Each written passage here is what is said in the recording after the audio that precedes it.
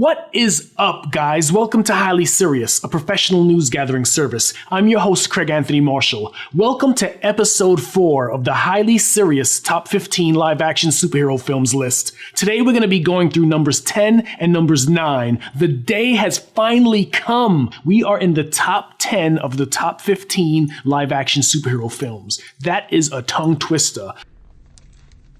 Very exciting time. We got a lot to do. We gotta get to it. Just a really exciting time. So without further delay, here's number 10 on the Highly Serious Top 15 Live Action Superhero Films list.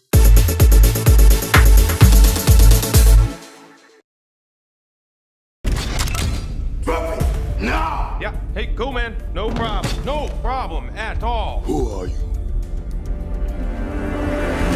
Star-Lord. Who?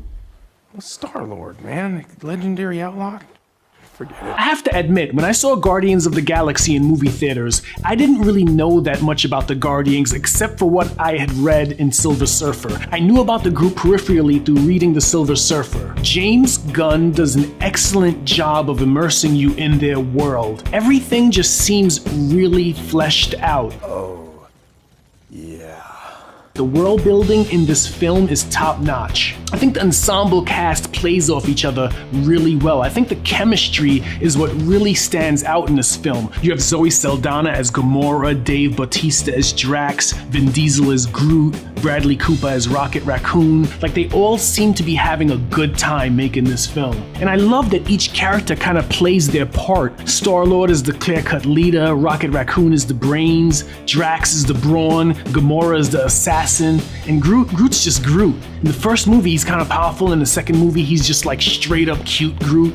Just a good cast. I think the cast and the chemistry plays a huge factor in the enjoyment of Guardians of the Galaxy. It's funny because in mentioning that Guardians of the Galaxy, the cast has really good chemistry, it was almost like that was the moral of the story also. You know, teamwork, friendship, you know, at the end when they're all holding hands and singing Kumbaya, my lord, as they're controlling the Power Stone and fighting Ronin. That was kind of like the overarching theme of the movie, so that was kind of cool. Chris Pratt is pure charisma. That dude is crazy charismatic as Peter Quill's Star-Lord. I never watched Parks and Recreation, so Guardians of the Galaxy was my first exposure to Chris Pratt, and from the moment I saw that movie, I knew he was going to become a big star. And the soundtrack for Guardians of the Galaxy is next level. It is all killer, no filler. The soundtrack for Guardians of the Galaxy is almost reason enough to see the movie. It's that good. I still listen to that soundtrack till this day.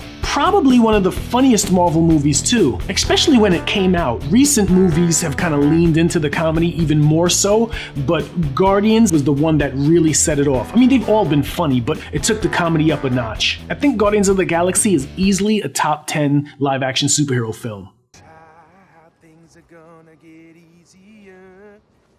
Ooh, child, things will get brighter. Listen to these words. Ooh, child, things are gonna get easier. Ooh, child, things will get brighter. Now bring it down hard. Someday, put it together. What are you doing? Dance off, bro. Me and you.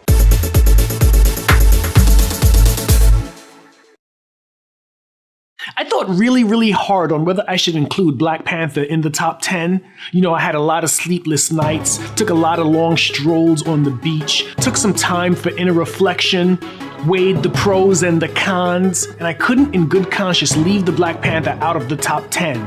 I didn't want to overreact. I didn't want to have a knee-jerk reaction and put it higher than 9, but I do think that it's a solid top 10 live-action superhero film. Here's why.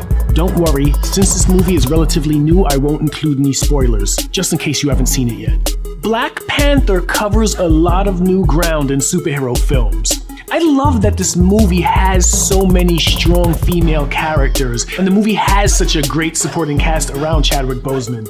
I actually did a non-spoiler review for Black Panther. You can find a link to the video in the description below. Circling back to the strong female characters, headlined by Letitia Wright, who in my opinion is one of the best Marvel supporting characters to come along in a while. It's gonna be cool to see the impact she has on Avengers Infinity War, since she's one of the smartest people in the Marvel Cinematic Universe and they're staring down an alien invasion. Lupita Nyong'o and Denai Guerrera are not too shabby either. Crazy good. With most superheroes, for the most part, they go it alone. But the Black Panther, since he's the leader of a country and it's a mantle that's passed down from generation to generation, has a whole support staff, which is kind of refreshing and new for a superhero movie. Black Panther also sports one of the best villains out of any Marvel movie to date.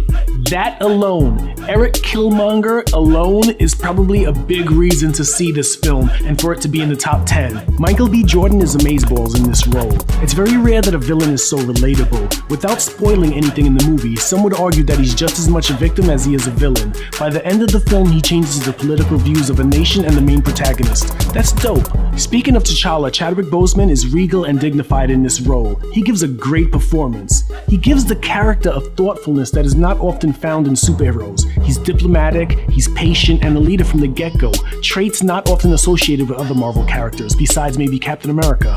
The other heroes are more like cowboys who fly by the seat of their pants. This movie is easily a top 10 superhero film. The world building alone in this film, the set design, the costume design, just how much detail they put into Wakanda sets it apart from so many other films. I know some people have complained that the movie's a little bit too political, but it makes sense because he's a politician, he's a leader, so it has to have that political element. I just think the movie was so original. We've never really seen a superhero that had this much responsibility before, that he's the leader of a nation. So I thought it was pretty cool. The movie's just very original, it's very grown up, it tackles a lot of social issues, and it has a lot to say. Ryan Coogler crafted a movie that is more than just a good superhero film. It's a great film, period.